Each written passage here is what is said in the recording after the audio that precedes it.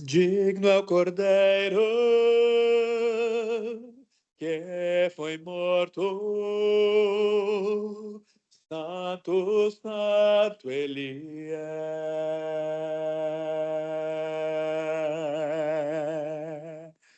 Um novo cântico ao que se assenta sobre o trono do céu.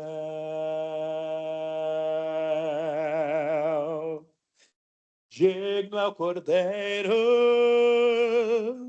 que foi morto, santo, santo ele é. Um novo cântico ao que se assenta sobre o trono do céu.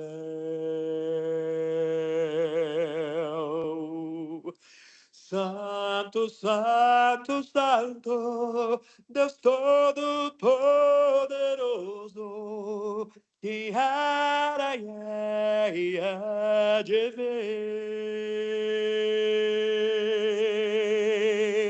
Sobre a criação eu canto, louvores ao Rei dos Reis. És todo para mim, e eu te adorarei. Está vestido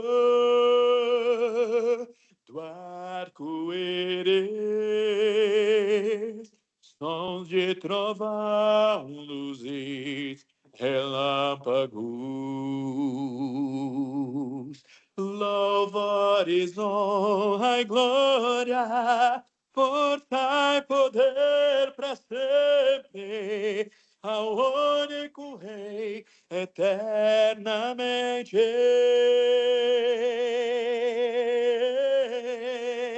Santo, santo, santo, Deus Todo-Poderoso, que era e há de ver. Com a criação eu canto, louvores ao Rei dos Reis. És todo para mim, e eu te adorarei. Maravilhado, extasiado, eu fico ao ouvir teu nome. Jesus, teu nome é força, é fôlego de vida, misteriosa, água viva.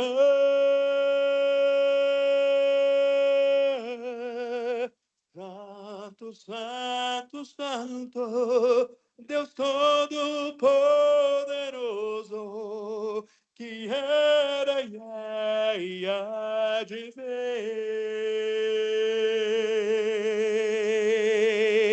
Com a criação eu canto, louvores ao Rei dos Reis. És todo para mim, e eu te adorarei. Santo, santo, santo, Deus Todo-Poderoso, que era e há de ver. Com a criação eu canto, louvores ao Rei dos Reis. És todo para mim, e eu te adorarei.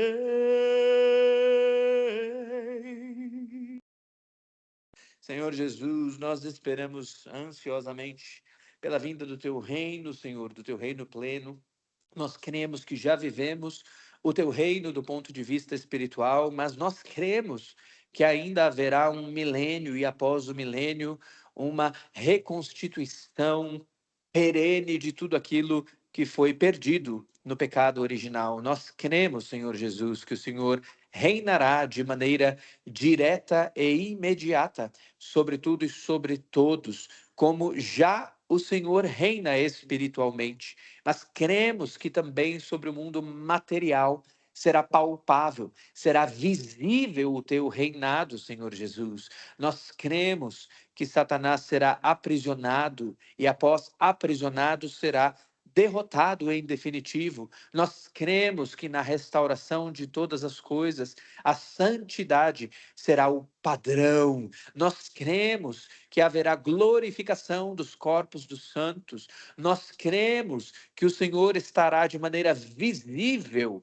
de maneira audível, atuando no nosso meio. Nós cremos que não estaremos apenas em espírito, mas estaremos em corpo, estaremos em matéria, matéria criada.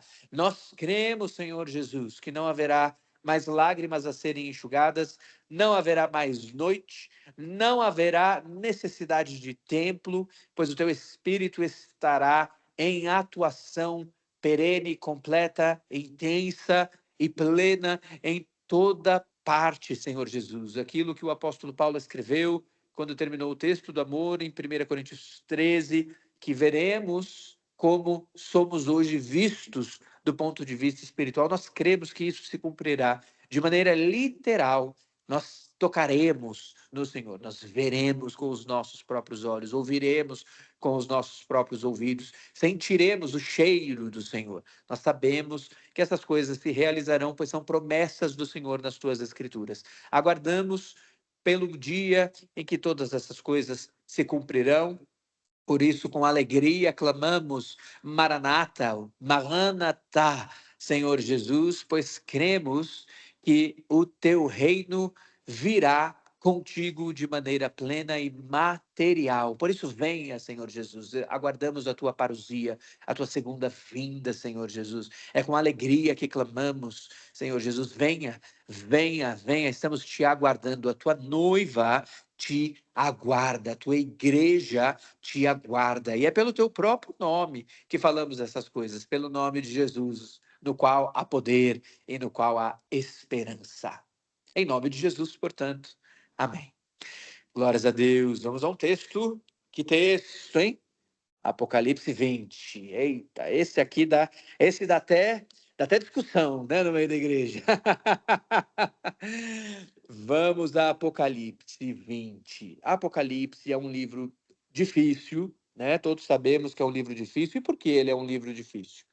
Porque ele trata de coisas que ainda não aconteceram, pelo menos não a maioria das coisas que aqui estão descritas, né? Existe uma visão que é uma visão preterista, chamada de preterista, que são aqueles que interpretam o Apocalipse olhando para este livro do ponto de vista atual, ou seja, do ponto de partida da atualidade, da contemporaneidade, e que entendem, a maioria das coisas que estão escritas aqui já aconteceu. Por isso, olham para o Apocalipse como uma coisa pretérita, majoritariamente pretérita. Esses são os preteristas. Mas, eu aqui então já começo dizendo, como você que está trazendo essa palavra se alinha, e eu acho que é o jeito mais honesto de fazer. Eu sou um futurista, ok?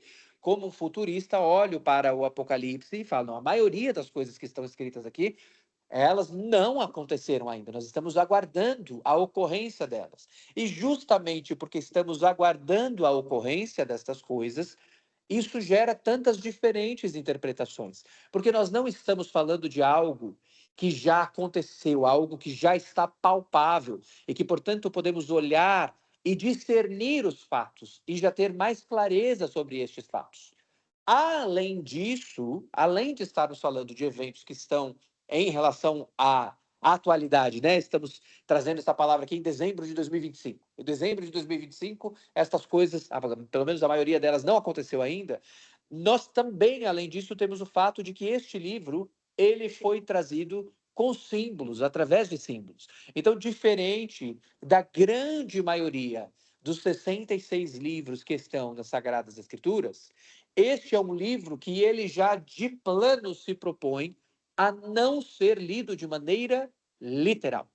Então, nós precisamos entender, né, a que categoria ele se enquadra. Então, já que ele mesmo, o próprio livro, diz que é em símbolos que ele traz as mensagens, e os símbolos estão sujeitos a diferentes interpretações, principalmente em relação ao que não aconteceu ainda, é natural que, em relação a estas profecias futuras, nós tenhamos possíveis interpretações que sejam distintas umas das outras, ok? Então, por isso vocês ouvirão tantos posicionamentos diferentes. Além do posicionamento em relação àquilo que já aconteceu ou aquilo que ainda não aconteceu, e entre estes dois posicionamentos, né, entre os preteristas e os futuristas, é possível criar uma terceira categoria no meio, que são os historicistas que falam, não, isso está acontecendo agora.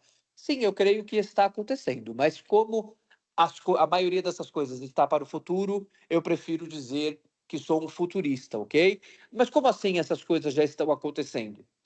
Jesus, quando ele traz os seus discursos que são apocalípticos, os seus discursos escatológicos, o principal deles ele faz no Monte das Oliveiras, na semana da crucificação, mas desde que ele começa a sua viagem para a Páscoa da crucificação, para a Páscoa da paixão, ele começa a abordar esses temas apocalípticos, né?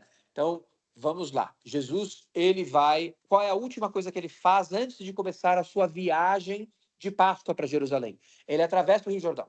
Ele vai para o outro lado do Rio Jordão e lá a Bíblia nos conta que ele opera curas e a partir dali ele começa a fazer vários sermões. E quando ele volta do outro lado do Rio Jordão, ou seja, ele está lá ao leste, né, mais para o lado que vai lá para o meio da Ásia, quando ele volta a partir deste retorno dele para o lado que é tipicamente o lado palestino, por usar a linguagem de hoje, ali ele começa a sua viagem para Jerusalém. E ele vai fazendo algumas pausas, né? Pelo menos a Bíblia nos conta 4 pausas muito demarcadas que Jesus faz nessa viagem. Ele para na casa de um fariseu, na qual tem uma discussão sobre dinheiro. Ele para fazer a cura de 10 leprosos, e apenas um leproso para voltar, para agradecer a ele. Ele para e faz uma pernoite na cidade de Jericó, onde ele conhece Zaqueu, né, o publicano, e onde na saída ele também conhece Bartimeu e o cego Bartimeu e o outro cego. E depois, quando ele já entra ali naquilo que podemos chamar hoje em dia, tá, com linguagem contemporânea, de a Grande Jerusalém, né, considerando os vilarejos que estão ao redor de Jerusalém, ele faz uma pausa na casa de Lázaro de Betânia, onde a irmã de Lázaro de Betânia, no sábado anterior à crucificação, vai e unge os pés de Jesus. Não é nesta data que ele é ungido na cabeça. E aí, mais para frente, na semana da crucificação, e aqui nós temos uma interpretação de que foi na terça-feira, ele é ungido na cabeça, que é na data que ele está ali, portanto, se preparando já para a crucificação. E eu não vou entrar aqui na polêmica da data da crucificação. Então, só para dizer que assim, a última pausa é a do sábado, que é na casa de Lázaro de Betânia. E antes de tudo isso acontecer, Jesus vem no caminho falando muitas coisas. E entre estas muitas coisas, Jesus fala sobre a segunda vinda dele, sobre o juízo dele. Fala, inclusive, enquanto ele ainda nem está em Jerusalém, ele fala: Jerusalém, Jerusalém, que matas os teus profetas. Ele está a caminho de Jerusalém e ele já vai predizendo isso. Ele já diz lá atrás, ou seja, antes da sua entrada triunfal em Jerusalém, ele já diz, inclusive, eu não voltarei até que todos digam: bendito aquele que vem em nome do Senhor, Baruch haba b'shem Adonai. E aí ele vai contando coisas que vão acontecer. Ou seja, ele diz que ele vai ser crucificado, ele diz que ele vai voltar uma outra vez, ele fala sobre todas as dificuldades que o mundo passará, ou seja, há uma promessa de que as coisas piorarão antes de muito melhorarem no milênio. E Daniel, por que você está abordando isso agora? Porque quando nós fazemos a leitura do Apocalipse, a primeira coisa que nós temos que fazer é entender sistematicamente as escrituras, ou seja, eu não posso pegar um texto isolado, eu tenho que ler o texto como um todo e entender a profecia bíblica como um todo, de Gênesis a Apocalipse. E aí eu consigo, pegando essa profecia como um todo, ter uma melhor interpretação do que está escrito aqui. Então, a primeira coisa que nós vamos fugir aqui é de fazer uma interpretação isolada só em um determinado excerto, né, de um pedacinho das escrituras ou só numa determinada perícope. Perícope é o nome que a gente dá a um contexto imediato dentro das escrituras. Nós vamos fazer uma interpretação sistemática, olhando para as escrituras como um todo. E aqui nós estamos localizados no capítulo 20, que é o famosíssimo capítulo do milênio. Nós estamos no capítulo do milênio. E algumas pessoas defendem, e eu entendo que defendem incorretamente, tá? Que o milênio, ele é exclusivo deste capítulo. Olha, na Bíblia inteira, de Gênesis a Apocalipse, é só em Apocalipse 20 que a Bíblia trata do milênio. Então, vou começar dizendo que eu entendo que essa é uma interpretação incorreta e já narro aqui por que eu entendo que ela é incorreta. Porque o milênio é o estabelecimento do reino davídico eterno. O reino davídico eterno é o reino da descendência, da dinastia de Davi, do rei Davi, que seria estabelecido. E os judeus aguardavam com muita ansiedade que viesse esse dia do estabelecimento desse reino. Vocês devem se lembrar que quando Jesus está pregando ali na região da Terra Santa, né, onde havia sido o reino de Israel no passado, Jesus muitas vezes é deparado com uma ansiedade de quando é que ele vai derrubar os romanos para implementar um reino político. Este reino político que era aguardado não era um reino que Jesus estava trazendo ali. Jesus estava trazendo o reino espiritual. Jesus estava trazendo ali um contato. Então, na primeira vinda de Jesus, ele estava trazendo o contato do céu com a terra. O que ele estava trazendo é, olha, sabem a profecia de Joel, que o Espírito vai cair sobre os vossos filhos, sobre as vossas filhas, haverá sonhos, haverá profecias, é isso que vai acontecer. Haverá este contato. Então Jesus vem e ele traz o reino espiritual. Ou seja, a partir daquele momento em que Jesus veio, na primeira vinda dele, o que ele trouxe foi: agora não só os levitas têm contato com o Santo Espírito. O Santo Espírito não está mais atuando de maneira mais intensa apenas dentro do Santo dos Santos, que é aquele espaço dentro do templo de Jerusalém, lá no Monte Moriá, no qual ficava a Arca da Aliança. E o Espírito Santo atuava ali dentro, nós sabemos disso. E o Espírito Santo atuava fora dali, através de alguns sacerdotes e dos profetas. Mas Jesus veio para dizer: agora é o momento em que a profecia de Abraão se cumpre, ou seja, na primeira vinda de Jesus, lá no século I, a profecia de Abraão se cumpre, dada a Abraão se cumpre, no sentido de que pessoas de toda a terra virão integrar este grupo chamado de nação santa, de povo sacerdotal. Então virão pessoas do Oriente, do Ocidente, do Norte e do Sul. E isso se cumpre. Então o Espírito de Deus, que é o Espírito de adoção de filhos, ele passa a habitar dentro dos corpos de todos os que se convertem, em qualquer lugar do mundo onde houver uma conversão a Cristo e uma aceitação de que Cristo deve reinar sobre as nossas vidas, ter senhorio sobre as nossas vidas, e de que só a partir dele é a salvação. Quando existe esta sujeição a esta verdade, o Espírito de Deus passa a habitar nesta pessoa. Existe um processo de justificação, no qual nós deixamos de ser considerados ímpios, segundo a nossa ascendência natural em Adão e Eva, que se fizeram ímpios. Então, nós nos libertamos dessa ascendência natural e passamos a ter uma ascendência espiritual. Nós nascemos de novo. Não somos mais nascidos da carne, da vontade sexual dos nossos pais, que fizeram com que fôssemos concebidos e depois nascêssemos. Nós agora nascemos do Espírito de Deus. E este Espírito é o espírito de adoção de filhos. Isso está em Romanos, tá? No livro de Romanos, capítulo 8. E este espírito passa a nos guiar e agora nós somos nascidos de novo. Jesus faz uma explicação sobre isso no capítulo 13 do Evangelho de João, na sua conversa famosa com Nicodemos, com o fariseu Nicodemos. Daniel, mas por que você está voltando lá para falar de agora? Eu estou voltando lá porque se nós não entendermos o que é reino de Deus, nós vamos tropeçar aqui, ou nós vamos ficar bem superficiais aqui no capítulo 20 de Apocalipse. Porque isso que eu estou explicando foi o estabelecimento de um reino espiritual. Nós temos prova nas Escrituras de onde nós possamos tirar que essa interpretação é realmente a melhor? Nós temos prova. Jesus, enquanto está sendo julgado, já tinha sido julgado pelo Sinédrio, já tinha sido julgado por Herodes, estava sendo agora julgado por Roma na autoridade do governador Pôncio Pilatos, né, que era o prefectum da Judéia.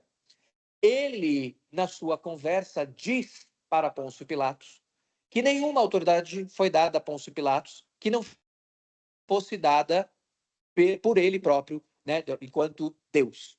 Então ele fala assim: o meu pai, e Jesus é um com o Pai e um com o Espírito, né? Por isso que somos trinitarianos, né? Cremos na Trindade. Ele diz: o meu pai dá toda a autoridade. Você não tem nenhuma autoridade que não tenha sido dada de cima para você, Pôncio Pilatos. Então, Jesus não se defende das suas acusações em nenhum momento, e isso também era profetizado, que ele não se defenderia. Como ovelha muda perante os seus tosqueadores, assim, ele não abriu a sua boca. Isso está em Isaías 53. Mas, embora ele não se defenda, ele conversa com Pôncio Pilatos, ele troca algumas palavras. E aí, na sequência desta fala, em que Jesus diz que na sequência não, no contexto desta fala, em que Jesus diz que a autoridade de Pôncio Pilatos também é dada por Deus, ele diz assim: o meu reino não é deste mundo. Porque Pôncio Pilatos está falando para ele assim: você sabe do que você está sendo acusado, né? Você está sendo acusado de uma sedição, crime de sedição, que você quer derrubar o Império Romano para estabelecer o seu reino. E aí Jesus diz para ele: mas o meu reino não é desse mundo. Do que Jesus está falando? Do que ele está implementando ali.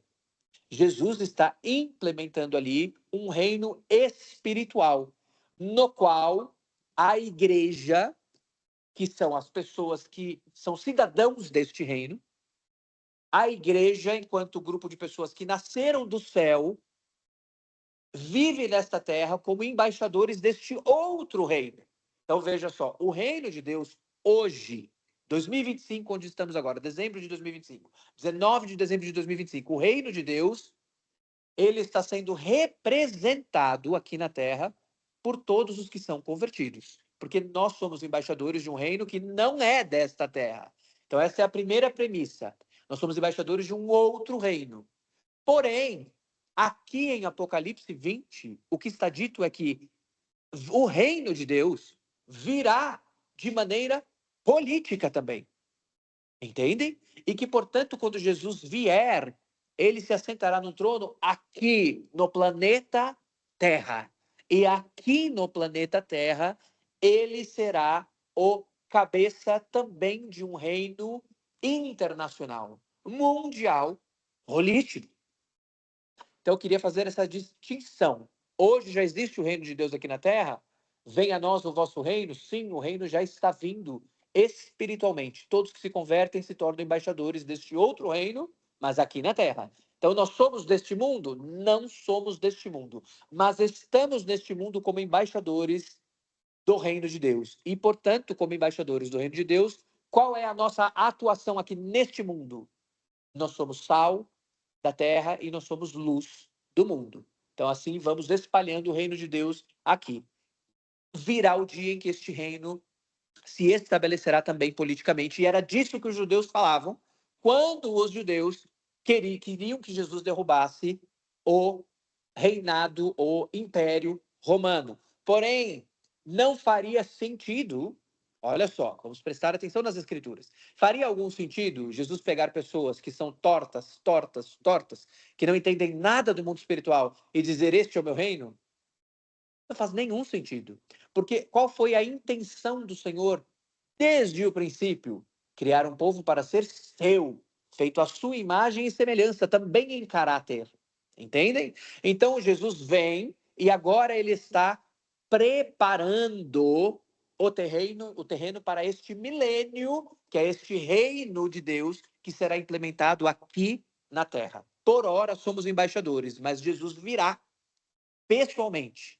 E quando ele vier pessoalmente, ele estabelecerá este outro reino. Apocalipse capítulo 20 é o final da Bíblia. A Bíblia termina 2 capítulos para frente. Então, o Apocalipse termina no capítulo 22. Nós estamos no finalzinho das Sagradas Escrituras.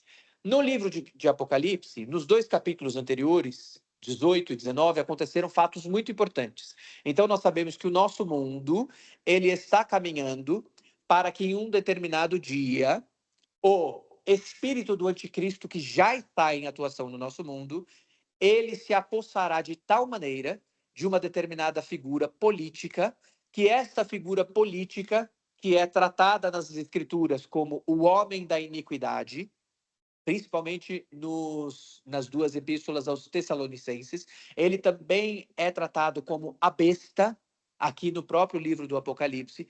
Este homem, que é o anticristo, ele estabelecerá um governo global, no qual, para que ele possa entender que ele reina de maneira absoluta, ele tentará extirpar da terra o cristianismo e o judaísmo. Então, ele será um inimigo frontal de tudo aquilo que se chama Deus. Ele se opõe a tudo que se chama Deus. Onde tem o nome de Deus no meio, ele fará oposição. E ele fará uma oposição, uma tamanha perseguição, que as Escrituras nos dizem que se o Senhor não abreviasse esses tempos, caso isso fosse possível, que não é, porque uma vez que somos convertidos para sempre. A apostasia é outra coisa, não é que você ganhou a salvação e depois perdeu a salvação. Também existe debate sobre isso, mas assim, já estou dando aqui o nosso posicionamento aqui, cristianismo e epígrafe. A apostasia é outra coisa. A apostasia é quando você entende quem é Cristo, mas você não entrega a ele o senhorio da sua vida. Racionalmente, entendi, ele é o que é salvador do mundo, tá bom. Mas eu não entrego meu coração. Eu continuo vivendo totalmente diferente. Eu frequento a igreja às vezes, eu estou lá no meio da igreja, eu canto louvor, eu reúno em grupo de oração, mas eu não entreguei o controle da minha vida. Eu continuo amando o pecado. Eu continuo sendo guiado pelo pecado, não pelo Espírito de Deus. E aí um dia eu desisto. Não gosto mais dessa tribo, vou mudar de tribo. Isso é apostasia. Mas apostasia significa que algum dia o meu nome foi escrito no livro dos santos, dos salvos, lá no livro da vida, e foi apagado, passou a borracha e apagou? Não, eu nunca estive com o nome lá. Porque eu entrei aqui, não porque eu de fato me converti. É porque eu olhei e falei, nossa, faz sentido, hein? O que a Bíblia fala. Faz sentido, mas não entrego o meu coração. E aí um dia, como eu não entreguei meu coração, um dia eu saio. Então eu nunca fui salvo. Então esse é o contexto da apostasia. E por que a gente diz isso? E também parece que Apocalipse confirma este entendimento, porque diz que não é possível que o salvo cometa apostasia, ou seja, uma vez salvo, está para sempre salvo. E o Senhor diz que se ele não abreviasse os tempos, se fosse possível, mas não é isso que está escrito, até os salvos desistiriam do Senhor, porque a perseguição será tamanha como nunca houve. Nem no Império Romano, nos períodos de grande perseguição, sob o imperador Nero, sob o imperador Diocleciano, aqueles períodos em que a igreja foi muito, muito perseguida, nem aquilo se compara. Em relação ao judaísmo, nem o que aconteceu no Holocausto debaixo dos nazistas se compara ao que vai acontecer. Será uma perseguição assim tremenda. E neste contexto, o Senhor destruirá. Quando este reino se estabelecer, o Senhor destruirá este reino maligno. Que este reino maligno é chamado de a Grande Babilônia, a grande meretriz, a grande prostituta, que é a grande cidade, a grande estrutura civilizatória com a qual os povos se prostituem. Por isso ela é chamada de a grande meretriz, a grande prostituta. E o Senhor a destruirá. O Senhor destruirá este sistema de governo. Ele vai falir, ele vai ruir, e todos aqueles que ganham dinheiro em cima deste sistema de governo, que vai se estabelecer de maneira global, no período do anticristo aqui na Terra, estes todos perderão as suas riquezas e lamentarão. Isso está escrito no capítulo 18.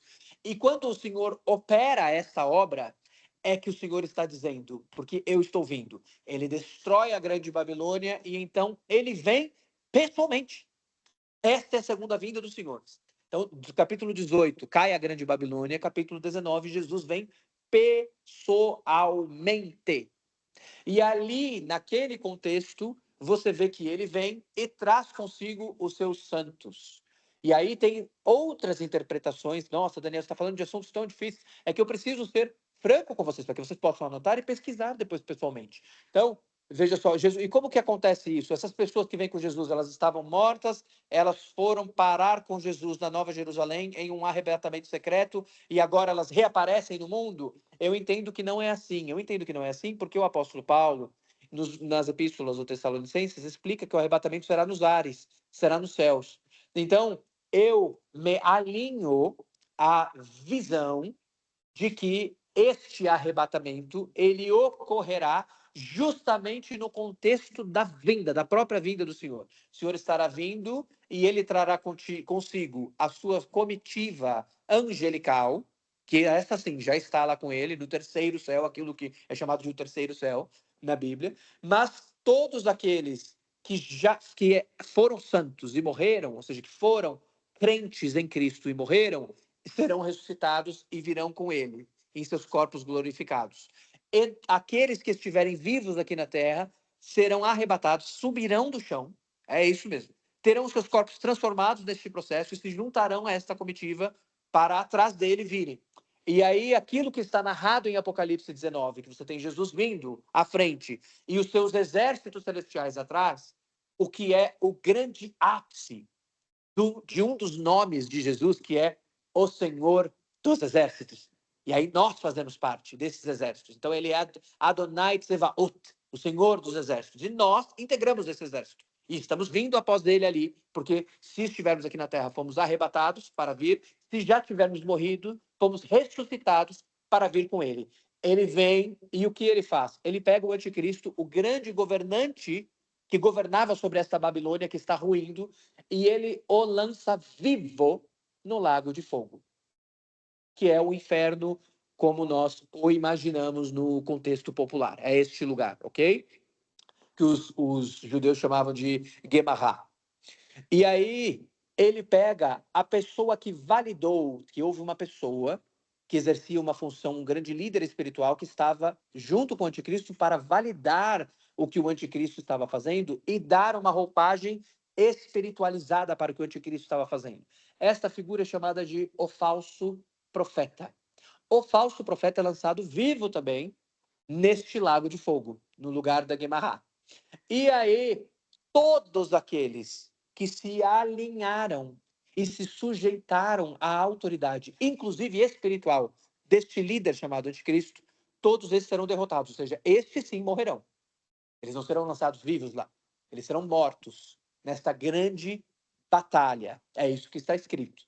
E aí, Jesus vem e estabelece o seu reino. E é sobre o estabelecimento deste reino que nós vamos ler aqui. Então, o que aconteceu aqui nos versículos anteriores do capítulo anterior? O anticristo e o falso profeta foram lançados no lago de fogo e todos os aliados deles que receberam a marca do anticristo, a marca da besta, foram todos derrotados. E aí nós entramos neste texto aqui. Então é um contexto meio chato, meio difícil, né? Cheio de falas teóricas, mas agora a gente consegue entender um pouquinho melhor aqui. Vamos ler agora sim Apocalipse 20. E vi descer do céu um anjo que tinha a chave do abismo e uma grande cadeia na sua mão. Uma algema, tá? Uma cadeia, uma grande algema, grilhões na sua mão.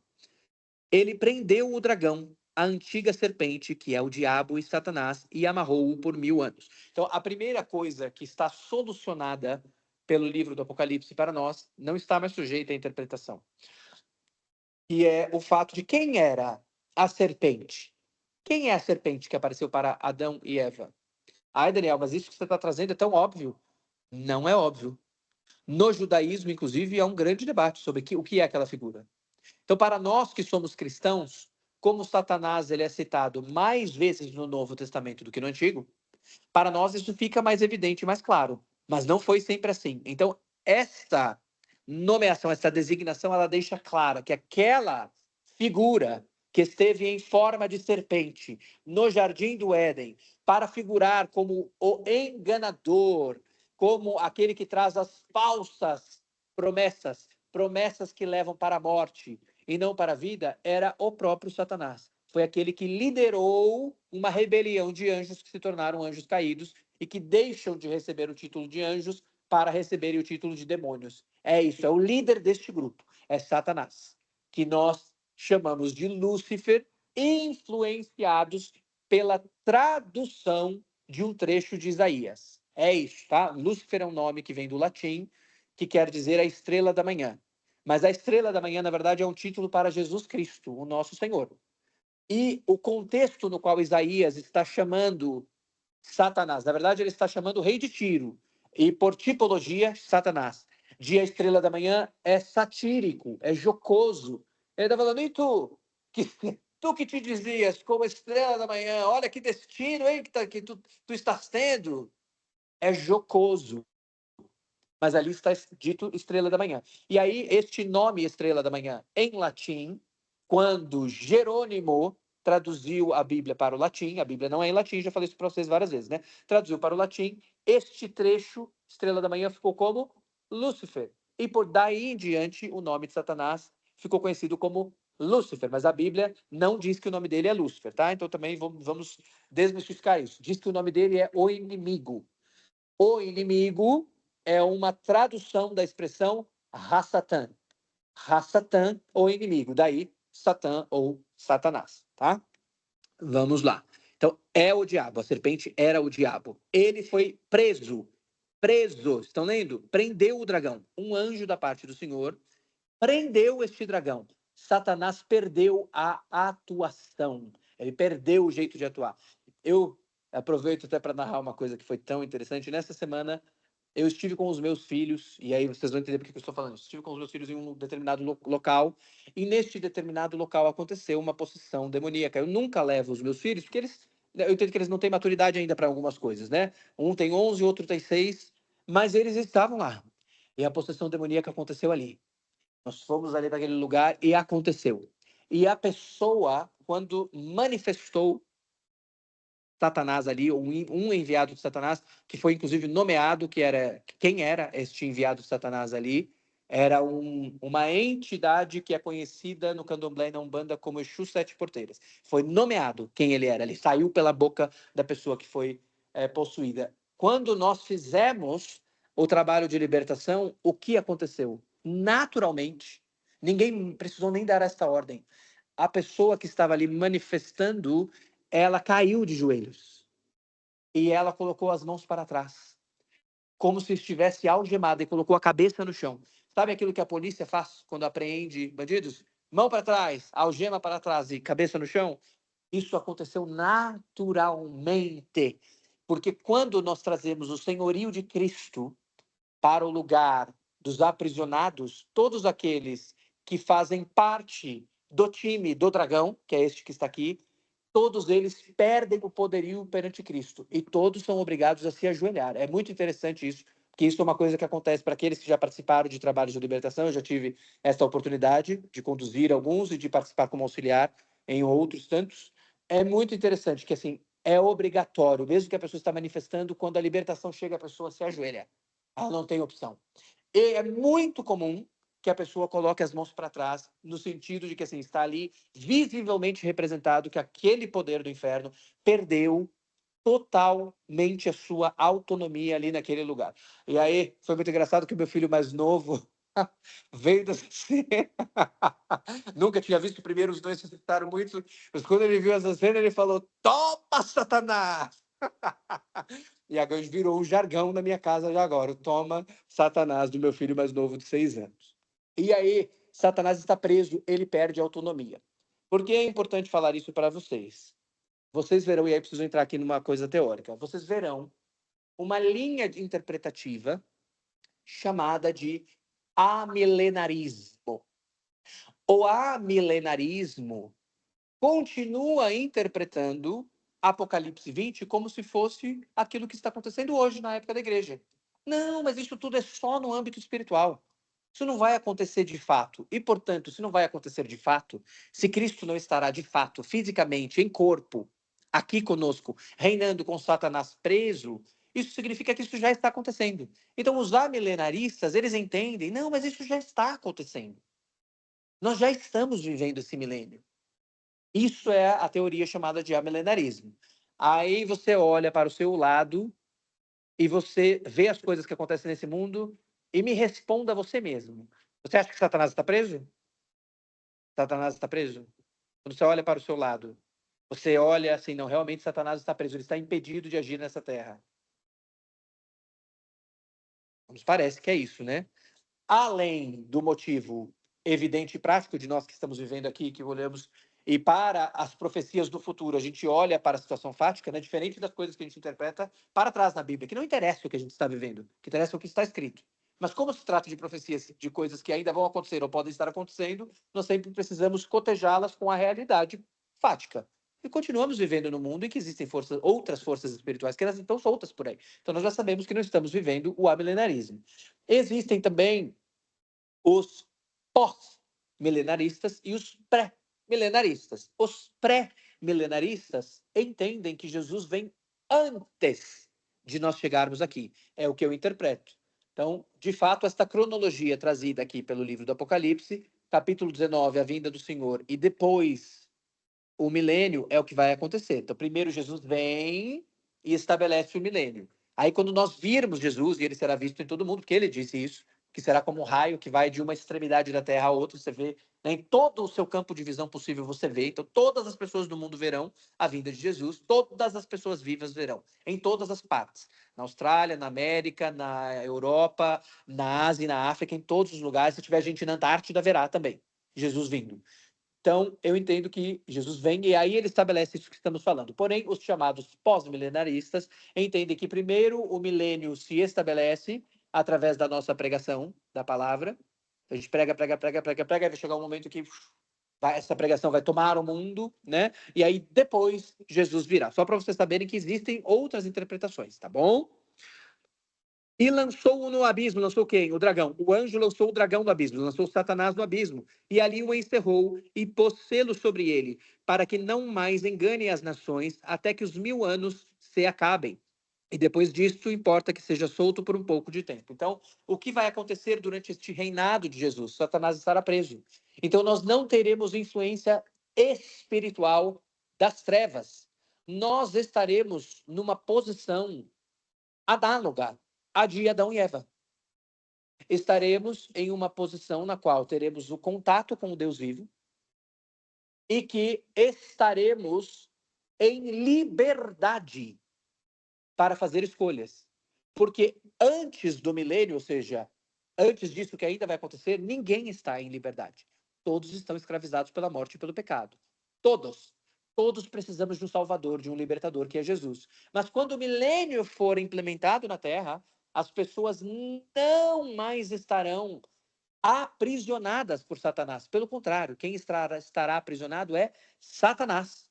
Mas veja, e aqui surgem também modulações interpretativas. Qual é a minha visão? Que não vai dar tempo da gente falar de todas as modulações interpretativas em cada um dos versículos. Então, eu vou trazer só as principais para vocês, tá bom? Qual é a minha interpretação? Que neste momento, todas as pessoas que viverem na terra e que não forem do Senhor, elas não serão do Senhor e serão julgadas como Adão e Eva foram julgados. Não porque estavam debaixo da escravidão, mas porque fizeram uma escolha livre, coisa que ninguém hoje pode fazer. Só é livre espiritualmente quem se converteu a Jesus, porque foi Jesus que rompeu os nossos grilhões com as trevas.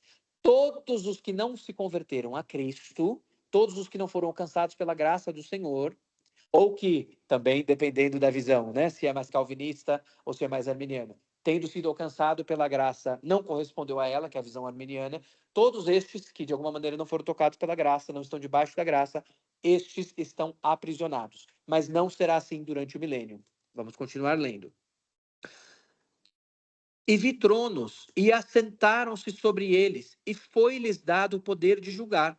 E vi as almas daqueles que foram degolados pelo testemunho de Jesus e pela palavra de Deus, e que não adoraram a besta nem a sua imagem, e não receberam o sinal em suas testas, nem em suas mãos, e viveram e reinaram com Cristo durante 1000 anos. Então, todos aqueles que são do Senhor, ou seja, abre aqui realmente uma margem para entender que nem todos serão do Senhor ali naquele período, mas que todos os que forem do Senhor, com ele reinarão neste período e já estarão ressuscitados. Vejam, aqueles que foram degolados, e aqui a palavra original no grego, embora ela signifique mesmo uma perda da cabeça, ela não era usada no grego koiné só com o sentido literal de ser decapitado, ok? Todos aqueles que foram mortos de alguma maneira. É possível que o foco aqui seja o da decapitação. É possível, sim. mas nós não temos certeza, tá? Por conta do uso da palavra no período em que este livro foi escrito lá no século I, esta palavra ela podia significar também outras formas de execução. Mas enfim, todos aqueles que foram mortos por conta da sua fé, que foram perseguidos religiosamente e morreram por sua fé em Cristo, todos esses já estarão ressuscitados. Vocês entendem que parece haver pouca margem para discutir que isso aqui acontece antes da vinda de Cristo? Porque é com Cristo que as pessoas ressuscitam. Então, parece que uma visão pré-milenarista, ou seja, uma visão de que na cronologia dos fatos, primeiro vem Jesus, e então essas pessoas ressuscitam, e durante o milênio, que é o reinado do Cristo, essas pessoas reinam com ele, parece ser a melhor interpretação. Por isso, nós aqui somos pré-milenaristas, ok? Outra coisa para vocês, mas o milênio são 1000 anos literais? Nós não sabemos se são 1000 anos literais. Porque, embora a palavra esteja aqui usada no sentido de 1000 anos literais, como o livro do Apocalipse é um livro de símbolos, é possível que estes 1000 anos sejam simbólicos, de alguma maneira, representando uma grande quantidade de séculos ou alguma outra coisa. Mas é possível que sejam literais. Então, é possível haver debate sobre isso, ok? O que não é possível é dizer que não existem esses 1000 anos, porque a Bíblia está dizendo que eles existem. E as pessoas que dizem, mas isso só está escrito aqui em Apocalipse 20, isso é muito debatível, isso é muito relativo. Não é verdade. O Antigo Testamento inteiro, gente, pelo menos a parte dos profetas, né? Aquela parte que são os livros dos profetas no Antigo Testamento, qual deles não fala sobre o estabelecimento do reino de Deus, ou não traz a expectativa do estabelecimento do reino de Deus? Vocês lembram, a gente falou aqui sobre Jonas? Jonas não traz a promessa específica de que o reino de Deus viria e tudo mais. Mas qual é a expectativa de Jonas? Não, não é possível, porque eu creio que é o meu povo que vai receber essa bênção. Não é possível. Outro povo, um povo ímpio que nos persegue, vai receber essa bênção. Não é possível. Você entende ali, fica subentendido no livro, que Jonas está aguardando também o reino. Até porque, se a gente lê em segundo livro de Reis, segundo Reis, a gente vê ali as promessas que o profeta Jonas, filho de Amitai, traz. Ele traz promessa de restituição para o reino de Israel. Então, assim, muito do Antigo Testamento fala sobre o estabelecimento do reino e, no contexto do estabelecimento do reino, a presença do próprio Messias. Então, não é verdade que o milênio não é falado em outras partes da Bíblia. O milênio é falado em muitas partes da Bíblia, inclusive no Antigo Testamento. Todas as vezes que se vê, que se está falando do Messias em um reino político, é o milênio. O que mais? Do que mais está falando? Então, vamos nos desvincular de coisas que não são verdadeiras. Precisamos ter uma leitura sistemática das Escrituras. Mas os outros mortos não reviveram até que os 1000 anos se acabaram. Ou seja, aqueles que morreram e não estavam em Cristo não foram ressuscitados. Eles ficarão aguardando para o dia do juízo. E aqui tem uma coisa muito interessante, que também ela é muito teológica. Muitas pessoas falam, entendem, então vai ser todo mundo ressuscitado e todo mundo vai ser julgado. Não. Aqueles que são de Jesus não serão julgados. Quem foi julgado no nosso lugar foi Jesus.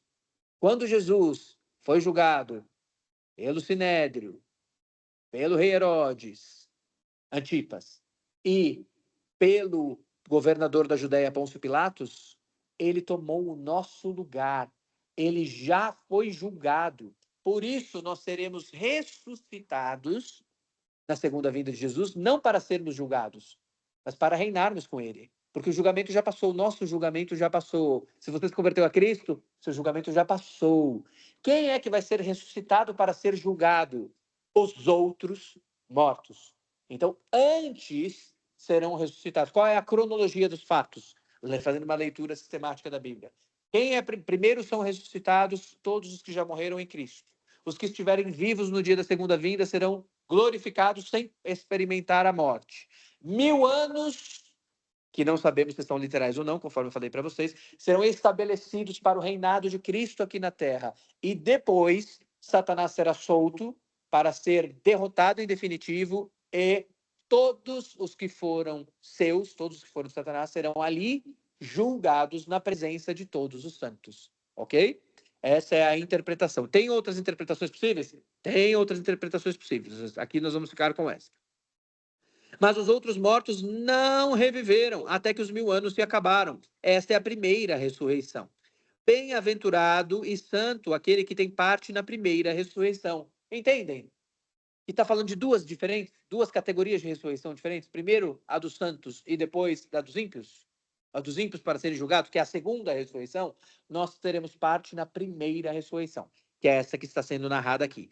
Sobre eles não tem poder a segunda morte, mas serão sacerdotes de Deus e de Cristo e reinarão com ele 1000 anos. E aqui, como reinarão com ele 1000 anos, entre as muitas interpretações, como Abraão vai estar junto conosco, ressuscitado, Moisés vai estar junto conosco, ressuscitado, Davi vai estar junto conosco, ressuscitado, todos esses homens que viveram em santidade estarão conosco ressuscitados, os apóstolos, inclusive. Veja só a situação. Muitas pessoas interpretam que Davi será assentado para reinar no trono lá em Israel, de fato, de maneira literal, porque ele vai estar ressuscitado. E existem trechos das Escrituras que dizem que Davi reinaria eternamente. Não diz a descendência de Davi, mas Davi reinaria ele próprio. Então, há uma interpretação que diz que o próprio Davi será colocado de novo assentado no trono lá em Israel. Quero que vocês saibam que esta é uma das possíveis interpretações, ok? E acabando-se os 1000 anos, Satanás será solto da sua prisão e sairá a enganar as nações que estão sobre os 4 cantos da terra. Por quê? O que eu falei para vocês? Todo mundo será convertido? Não. Nós viveremos, nós que já somos de Cristo, com Cristo e em Cristo. Cristo estará em nós, seremos novas criaturas. Mas continuará existindo, embora quem governará a terra não será mais as trevas, e portanto estaremos em um reino estabelecido para o Senhor, não seremos mais embaixadores de um outro reino aqui na terra. O reino que estará aqui na terra será o nosso. Então nós estaremos reinando junto com Cristo, receberemos autoridade da parte dele, para cada um reinar. Não sabemos se serão igrejas locais, como é que serão essas divisões territoriais, nós não sabemos, mas a palavra é clara que nós reinaremos com ele. Mas continuarão existindo no meio de nós aqueles que não são do Senhor. Entendem?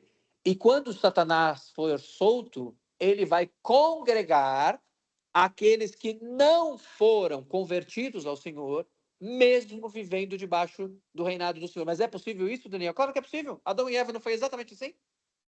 Adão e Eva não foi exatamente assim? Só que agora não será só mais um casal. Agora haverá outras pessoas. Então, Satanás será solto. Por que ele será solto? Por que o Senhor fará isso? Porque é justamente para um julgamento, porque o Senhor é o justo juiz. Então as pessoas terão feito as suas escolhas. As pessoas olharão para Jesus e falarão, mas não quero ser reinado por ele, não. E então essas pessoas se aliarão ao dragão e farão uma grande luta. Esta luta é conhecida aqui, deixa eu colocar no fundo preto, que estava no fundo preto aqui, que facilita a leitura. Sairá e enganar as nações que estão sobre os 4 cantos da terra, Gog e Magog, cujo número é como a areia do mar, para se ajuntarem em batalha. E o que significa Gog e Magog? Muita gente fala, Gog e Magog é o Armagedon, né? Não, não é o Armagedon. Armagedon é outra coisa. Armagedon é citado aqui também no livro do Apocalipse. Armagedon vem da expressão hebraica Ha-Megido, que é o monte de Megido ou Monte de Megido, dependendo da transliteração que fizermos, que é uma parte específica que fica na Terra Santa. O que aconteceu de importante na região de Megido, ou Megido, como é transliterado em algumas Bíblias? O que aconteceu lá foi a vitória do Baraque, o capitão Baraque, sobre Sísera, o cananita, ou o cananeu. Vocês se lembram que foi levantada uma profetisa e a ela foi dado o poder de judicatura, a juíza Débora, está lá no livro de Juízes. E o que acontece no período em que Débora era juíza? Débora convoca Baraque para ser o líder do exército de Israel. E então Baraque derrota Sísera. E o que acontece ali? Primeiro eles se reúnem sobre o Monte Tabor e depois eles descem para a luta. Onde acontece a luta definitiva na qual o rei cananeu ou o rei cananita é derrotado? Acontece em Megido ou Megido. O mais interessante é que ali na região de Megido, ou de Megido, eu prefiro falar Megido, tá? Na região de Megido, não existe um monte que a gente consiga chamar de Monte Megido. Então, nós não temos certeza também se chamar o Armagedon ou o Monte Megido é uma expressão que também é usada de maneira simbólica, ao invés de geográfica, tá bom? Isso está no capítulo 16 de Apocalipse. Aqui no capítulo 20, nós estamos falando de outra coisa. Nós estamos falando de Gog e Magog. Gog era um rei que reinava na região de Magog. Nós não temos certeza absoluta de onde fica. Mas se a gente olha, se a gente consulta o que se falava na época do Antigo Testamento, os escritos da época do Antigo Testamento e até o começo ali da igreja, tá? Da igreja cristã, na época da patrística, se interpreta que era uma localidade que fica ao norte do Mar Morto. Ou seja, uma região que hoje é a região da Ucrânia e da Rússia, onde ficam Ucrânia e Rússia. E nós não sabemos se quando Satanás vier, ele de fato vai fazer um avanço político vindo da região de Gog e Magog, ou seja, do rei Gog que reinava sobre Magog, que é a região onde hoje ficam a Rússia e a Ucrânia. Talvez seja um poder político que se estabeleça lá e ele usa esse poder político para descer em direção ao sul e chegar até a Terra Prometida. Não sabemos se é isso. Por que não sabemos se é isso? Porque tem também um significado simbólico para isso. Quando o povo de Deus foi levado ao cativeiro babilônico, quem nos contou a perspectiva espiritual do que aconteceu foi o profeta Ezequiel. O profeta Ezequiel, né? Do que a gente fala em português. E ele nos conta deste grande exército, essa grande tropa que vem do norte, de Gog e Magog. Mas o que parece que ele está descrevendo é que, de fato, quando os ataques dos caldeus vêm sobre Israel e eles aprisionam toda a população de Jerusalém e destroem Jerusalém, os caldeus são aqueles, é o povo que vivia na Babilônia, tá? Eles vêm realmente pelo norte, eles fazem o caminho vindo ali pela terra que antigamente era a terra da Assíria, do Império Assírio. E então, o que parece que também Ezequiel está falando ali é o povo que vem pelo norte. Então, talvez o que esteja sendo dito aqui de maneira simbólica, talvez, é que um povo que vem para aprisionar o povo de Deus, como no passado já aconteceu. Estão entendendo? Talvez seja este o simbolismo de Gog e Magog, já que Apocalipse é um livro bastante simbólico. Ele próprio se propõe a ser assim. Mas é possível que venha de maneira literal desta região, e aí, para aqueles que querem saber, fica ao norte, provavelmente fica ao norte do Mar Negro, tá bom? E subiram sobre a largura da terra e cercaram o arraial dos santos e a cidade amada. E de Deus desceu fogo do céu e os devorou. Eita glória! Olha lá, teve um julgamento aos exércitos de Satanás, o último dos exércitos de Satanás, teve um fim parecido com o fim de quem? De Sodoma e Gomorra. Fogo do céu veio para consumi-los. E o diabo que os enganava foi lançado no lago de fogo e enxofre, onde estão a besta e o falso profeta. Então agora esta tríade, que provavelmente é uma tentativa de imitar a Trindade do Senhor. Então você tem lá Satanás como cabeça, aquele que atua no mundo em nome dele, que é o anticristo, e aquele que dá a ele legalidade espiritual, que é o falso profeta, como uma tentativa de blasfemar contra o Senhor, tentando imitar o Senhor do ponto de vista das trevas, né? Já que na luz nós temos também o Pai, o Filho e o Espírito Santo, né? O Pai que lidera sobre todos e de quem o próprio Cristo diz que vem toda a autoridade, o Filho que faz a intervenção teofânica, né? Deus aqui na terra, Emmanuel no meio de nós aqui, e o Espírito Santo que vai dando legalidade a todas as coisas do Senhor, inclusive a todos os santos que são salvos, né? Que este é o caminho da luz. Parece que Satanás tentou imitar isso para profanar as coisas do Senhor, subvertê-las e de alguma maneira se apropriar delas, usurpar delas, tentar, né, usurpar delas. Então os três agora estão presos no lago de fogo, estão lançados no lago de fogo e enxofre, e de dia e de noite são atormentados para todo sempre. E viu um grande trono branco, e o que estava sentado sobre ele, de cuja presença fugiu a terra e o céu, e não se achou lugar para eles. Então, o grande trono branco, finalmente, agora, o que está acontecendo aqui? Este reino milenar, o reino do milênio, agora vai se tornar o reino perpétuo, porque agora nunca mais as trevas serão libertas do seu cativeiro. E vi os mortos, pequenos e grandes, que estavam diante de Deus, e abriram-se os livros, e abriu-se outro livro, que é o da vida, e os mortos foram julgados pelas coisas que estavam escritas nos livros, segundo as suas obras. Ou seja, todos aqueles que foram escolhidos de Satanás, até o último grupo, até aquele grupo que viverá, inclusive na época do próprio milênio, todos eles agora sim serão julgados. Essa é a segunda ressurreição, entendem? Então, a primeira ressurreição é a nossa da igreja. Essa daqui é a segunda ressurreição. E deu o mar os mortos que nele havia, e a morte e o inferno deram os mortos que neles havia, e foram julgados cada um segundo as suas obras. E a morte e o inferno foram lançados no lago de fogo. Esta é a segunda morte. Ou seja, a própria morte, percebam, a própria morte e o próprio inferno também foram lançados lá. Nunca mais teremos contato com a morte. Nunca mais teremos contato com o inferno, com as trevas. Nunca mais. Acabou o contato. Existe entre nós uma barreira intransponível eterna. Olha que maravilha. Nunca mais haverá dor, nunca mais haverá homicídio, nunca mais haverá estupro, nunca mais haverá usurpação, nunca mais haverá roubo, nunca mais haverá furto, nunca mais haverá maledicência. Nunca mais. Nunca mais haverá doença. Nunca mais. Nunca mais haverá depressão. Nunca mais. Nunca mais. Jesus fala, en passant, sobre isso na parábola do rico avarento e do mendigo Lázaro, lembra? Ó, uma barreira intransponível eterna entre os que estão no céu, na Nova Jerusalém, na Nova Sião, na Nova Canaã, e aqueles que estão do lado dos mortos, que estão na tormenta eterna.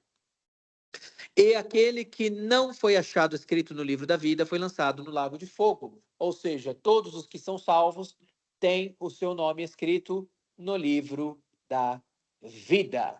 E assim nós conseguimos compreender neste capítulo o estabelecimento do milênio, a prisão milenar de Satanás, a libertação de Satanás para a última grande batalha, que é conhecida como Batalha de Gog e Magog, e então a derrota de Satanás e o julgamento de todos aqueles que não pertenceram ao Senhor. O capítulo é pequenininho, de 15 versículos, mas aborda um tema gigante, que é tratado também de muitas outras maneiras nas Sagradas Escrituras. Além de todas essas linhas interpretativas que eu falei para vocês, existem outras que são famosas, que também tentam abordar outros pontos de vista sobre outros fatos também das Escrituras. Então, tem os pré-tribulacionistas, os pós-tribulacionistas. Ah, mas assim, a grande tribulação, ela acontece de maneira que também os santos passem pela tribulação, ou todos nós seremos arrebatados antes da tribulação e só os que não são do Senhor ficarão expostos à tribulação? Eu já dei aqui de maneira indireta a minha interpretação para vocês, porque se nós seremos arrebatados somente no momento da vinda do Senhor, a vinda do Senhor será depois da tribulação, então eu sou um pré-milenarista pós-tribulacionista, ou seja, Jesus vem antes do milênio, mas antes de Jesus também vem a grande tribulação, a qual toda a igreja terá de passar. E é por isso que o Senhor diz que se os tempos não fossem abreviados, até os santos, se fosse possível, iriam passar por apuros. E o Senhor diz isso de várias maneiras. Cristo, enquanto estava aqui conosco em carne, falou várias vezes sobre isso. E olha, quando for acontecer, estes dias terríveis forem acontecer, aquele que está com a mão no arado saia correndo, não volta nem para casa. Sai correndo, porque vai ser terrível, vai ser terrível, vai ser terrível. Tipologicamente, essa destruição e perseguição a que Cristo se referia já aconteceu na destruição de Jerusalém no ano 70. Então, de maneira tipológica, ou seja, como uma sombra representativa do que vai acontecer no futuro, isso já aconteceu no passado, no ano 70. E realmente foi um grande massacre. Jerusalém foi totalmente destruída. Como é que o cristianismo sobreviveu? O cristianismo sobreviveu porque Jesus tinha dado essa profecia para os cristãos. E, portanto, quando os cristãos viram o exército de Tito se aproximando, e o Senhor falou assim: quando vier aquilo que é o símbolo da abominação, fujam, que significa que os dias difíceis chegaram. E as próprias escrituras já nos dizem que quando as tropas se entrincheiraram ali, as tropas de Roma se entrincheiraram, aquilo era o sinal da abominação, que estava profetizado no Antigo Testamento através do profeta Daniel também, né? Então, quando os cristãos viram, o que os cristãos fizeram? Tentaram resistir e lutar para guardar Jerusalém, os muros de Jerusalém? De jeito nenhum. Os cristãos já tinham a profecia de Jesus, falaram: é a hora, chegou, vamos embora. Então os cristãos fugiram e assim nós sabemos que os cristãos conseguiram resistir a este período e já estavam, inclusive, em diáspora cristã, ou seja, espalhados por vários lugares, porque desde que o diácono Estevão foi apedrejado, uma grande perseguição dos judeus contra os cristãos se instalou. E esta perseguição que já tinha começado, ou seja, ela empurrou os cristãos para fora de Jerusalém, o que no final das contas foi uma bênção, porque era justamente o cumprimento daquilo que Jesus tinha comissionado. O que foi a grande comissão que Jesus deu antes de ascender aos céus? Pregar o evangelho a toda criatura até os confins da terra. Vocês vão até os confins da terra pregando.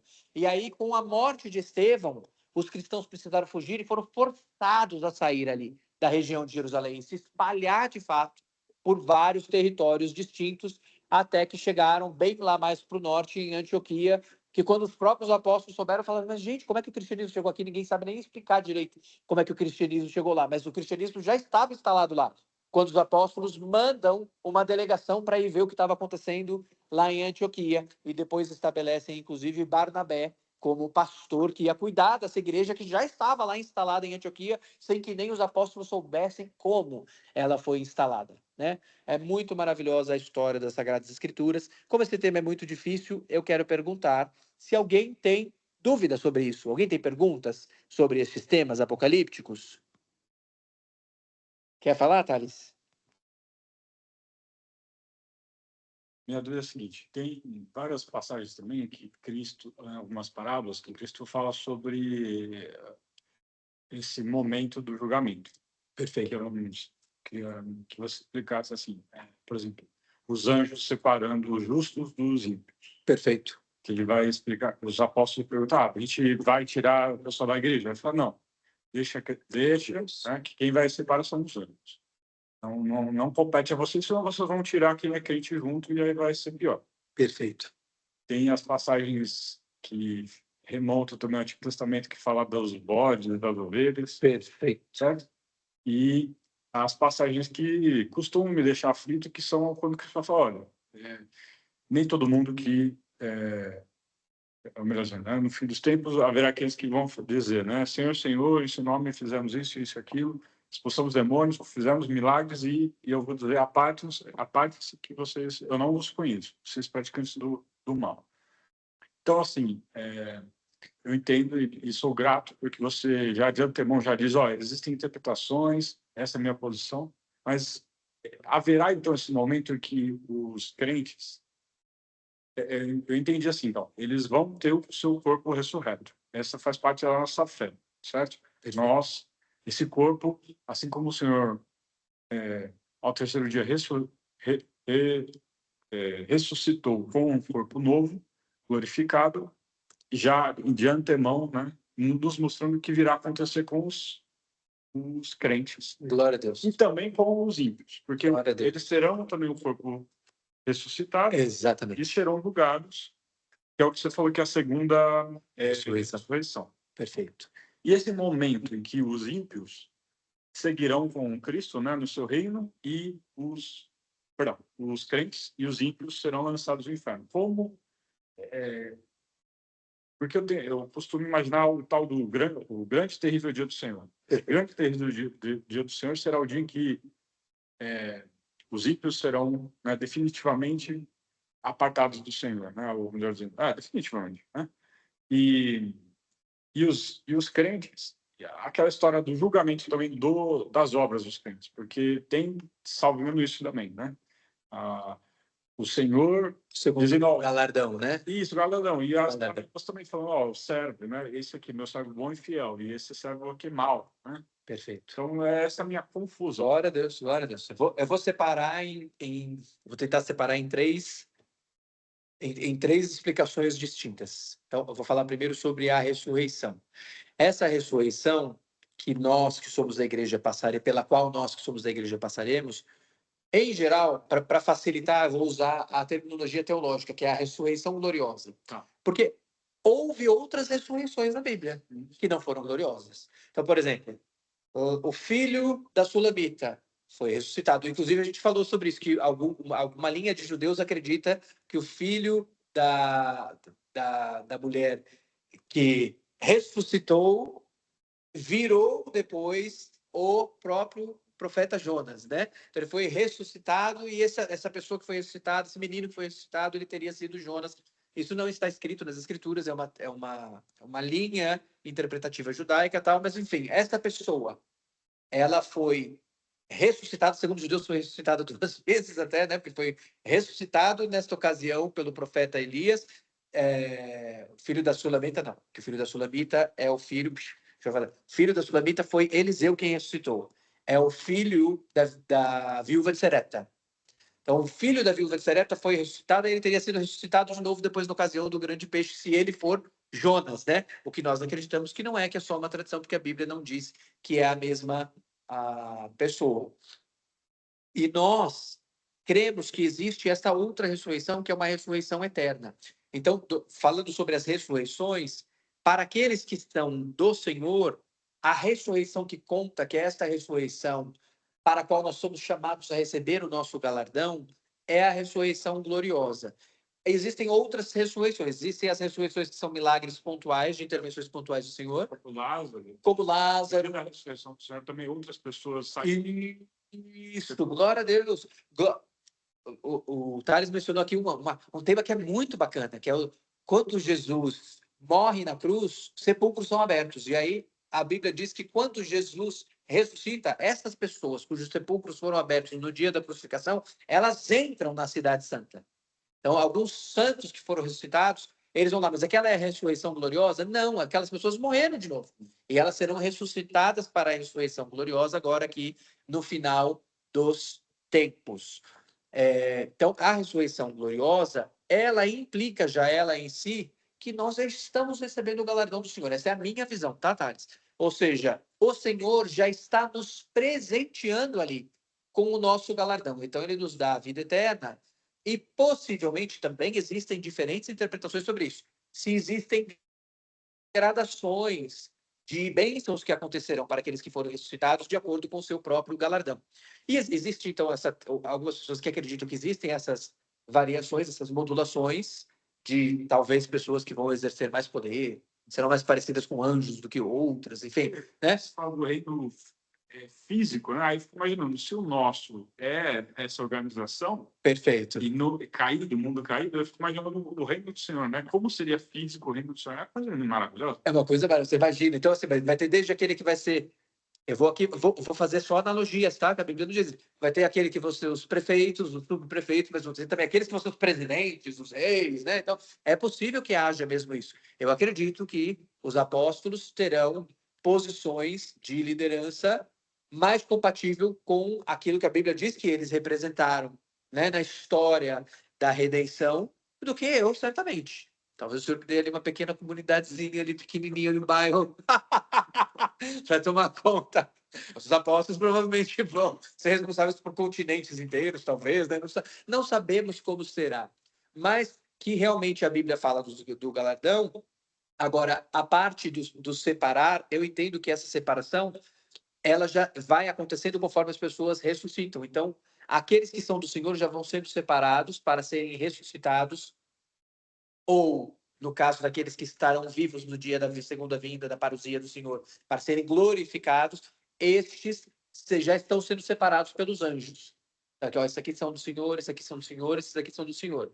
E aqueles que não forem do Senhor serão chamados para receberem um julgamento igual ao do Senhor. Porque eu entendo que o Senhor, como ele já tomou o nosso lugar no julgamento, então vejam só, Nós somos Barrabás. Jesus tomou o lugar de Barrabás para que nós fôssemos feitos Barrabás na nossa identidade. Barraba, filho do Pai, né? Então nós nos tornamos, cada um de nós, filho do Pai, a partir da substituição que Jesus faz, tomando o nosso lugar no nosso julgamento. Então, quando nós somos separados para receber o nosso galardão, eu entendo que já o estamos recebendo conforme vamos sendo ressuscitados e ou glorificados. E que os outros vão ter que aguardar a segunda, para receberem o seu galardão, que é a segunda morte. Então, eles serão lançados no lugar onde a morte estará. Parem para pensar sobre o que e quem estará nesse lugar, que é o grande lago de fogo. Lá estará Satanás, a antiga serpente, o falso profeta, o anticristo, a morte, olha só, a própria morte, ou seja, o lugar de morte, e todos aqueles que vão sendo lançados lá. Mas o Senhor preparou isso para essas pessoas? Não, o Senhor preparou isso para os anjos caídos, esse lugar de morte. Mas algumas pessoas, muitas pessoas, na verdade, elas resolveram se alinhar aos anjos caídos. Mas isso não foi preparado. Para nós, o que foi preparado pelo Senhor? A vida eterna, desde o começo. Era para nós termos nascido como frutos de Adão e Eva no jardim do Éden. O Senhor já sabia que Adão e Eva iam tomar a decisão que tomaram? É claro que o Senhor já sabia que eles iriam tomar a decisão, porque o Senhor é onisciente. Mas o Senhor já tinha um plano. Os planos do Senhor não podiam ser frustrados nem pela liberdade que foi concedida a Adão e Eva. Então, eles perderam essa liberdade, mas nós recobramos esta liberdade quando nos convertemos a Cristo.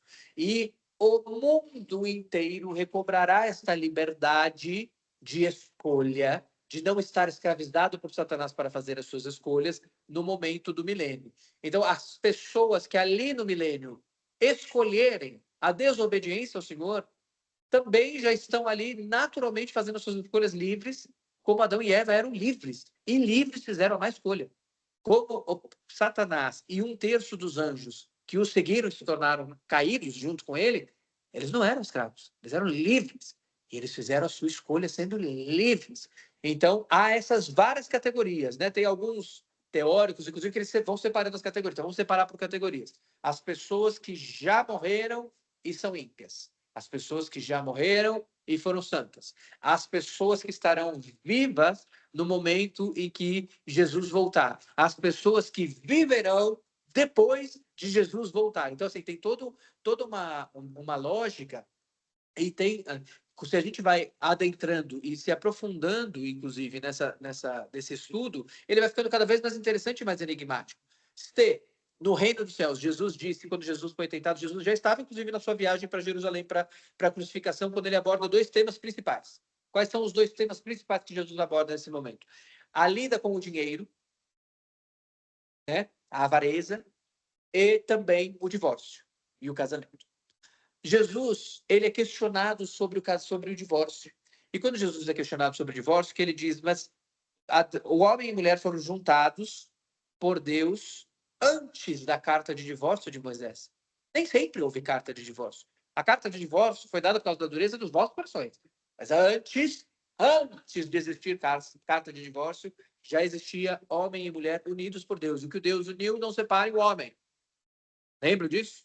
Neste contexto, os fariseus os fariseus e saduceus e escribas, eles vão se conversando, né? Isso dura, eles vão tentando Jesus até o último dia. E qual é o último dia que Jesus é tentado? Na minha interpretação, é uma terça-feira, na qual Jesus entra no templo ali pela última vez. Jesus sai dali. Essa é a última vez em que ele é tentado doutrinariamente, tá? Pelo menos que a Bíblia nos narra. E que aí Jesus sai do templo e ele é tentado de várias maneiras. E aí fala assim, mas e se... vamos termos uma ideia. Vamos falar então sobre o casamento do levirato. Casamento do levirato, o que é? Morreu um homem, não teve filhos. O irmão deste homem suscita na sua cunhada filhos, para que haja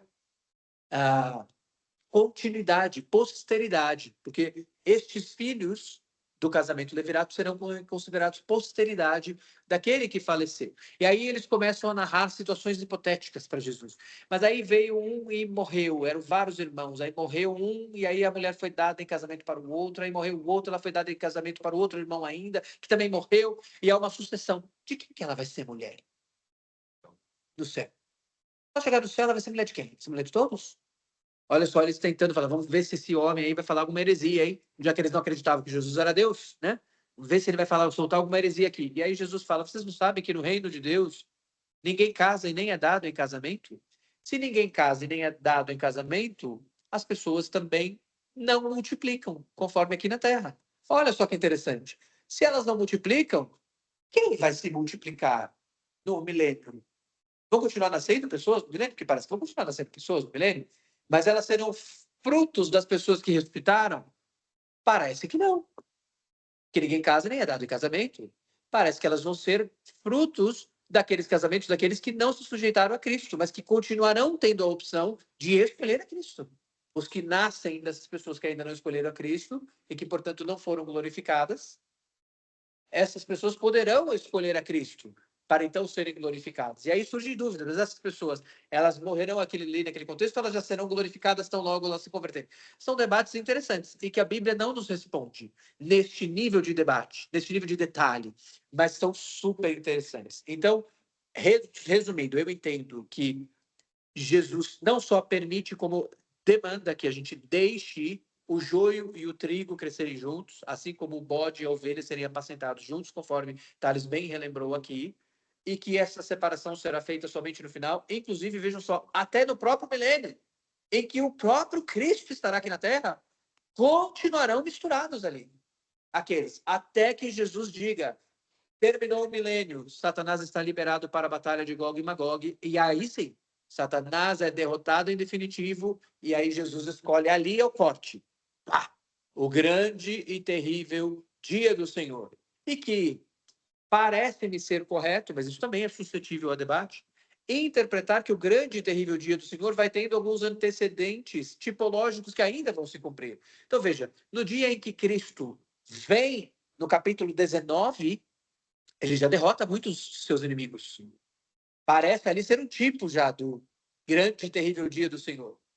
Aí ele aprisiona Satanás. Mas me parece que o definitivo, aquele grande e terrível dia do qual o Senhor fala que ali vão ser expostos perante todos os que pecaram todos os seus pecados e serão julgados com justiça, parece-me que este é o dia posterior à batalha de Gog e Magog. Ou seja, é depois da queda da Babilônia.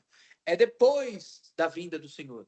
É depois de completado o período do milênio e depois da batalha de Gog e Magog. Então, se esta for uma boa cronologia, e também as cronologias são debatíveis no livro do Apocalipse, se essa for uma boa cronologia, isso significa que, e essa é a cronologia na qual eu creio, tá bom? Daí cada um faça a sua leitura para poder fazer suas próprias anotações, chegar às suas próprias conclusões, né? Mas a minha cronologia é essa, entende que assim, cai a Babilônia, falso profeta e anticristo são lançados no lago de enxofre vivos, outros são derrotados, Satanás é preso, o milênio se implementa, o milênio termina, Satanás é liberto, Satanás engana aqueles que não tiverem escolhido o Senhor mesmo no milênio, a batalha de Gog e Magog acontece, Satanás é definitivamente aprisionado, pá, agora sim, chegou o grande e terrível dia do Senhor, o dia em que todos os que cometeram pecados serão ressuscitados para a segunda morte. E aí todos terão já os seus galardões. Todos ali terão os seus galardões. Aqueles que o Senhor, tratando de maneira honrada, como sempre o faz, colocou à frente, já receberam. Os que forem do Senhor já terão recebido os seus galardões. Mas o galardão dos ímpios só será dado em definitivo neste dia. Porque os ímpios, e aí também tem outras teorias que se debatem. O que acontece com as pessoas enquanto elas não estão vivas aqui? E aí alguns entendem, é a doutrina do sono, é o sono profundo. Eu creio nesta doutrina. Então essas pessoas, elas não estão ativas. Elas estão em um ambiente que elas estão desativadas, digamos assim. Desativadas em um lugar atemporal. Atemporal. Porque o Senhor não está sujeito, as coisas do Senhor não estão sujeitas ao tempo nem ao espaço. O Senhor é criador, inclusive, do tempo e do espaço.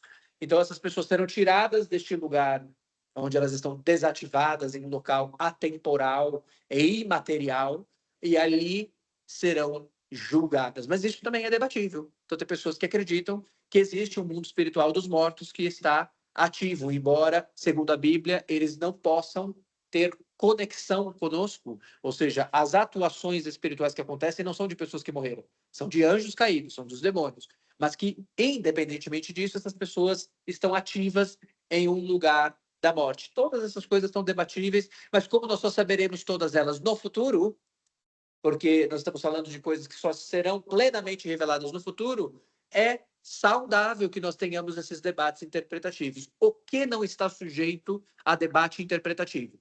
Aquilo que a Bíblia já nos contou, que já aconteceu, e que a própria Bíblia já nos deu a interpretação. Isso inclui a identidade de Deus, é a identidade daqueles que são salvos e a necessidade de que todos sejam salvos para estarem no reino de Deus. Essas são coisas assim que elas não dá para debater. Qualquer coisa que fuja disso precisa ser enquadrado como heresia. Então, tem algum tipo de blasfêmia contra o Senhor sendo cometida ali. Mas há coisas que elas estão abertas a debates, né?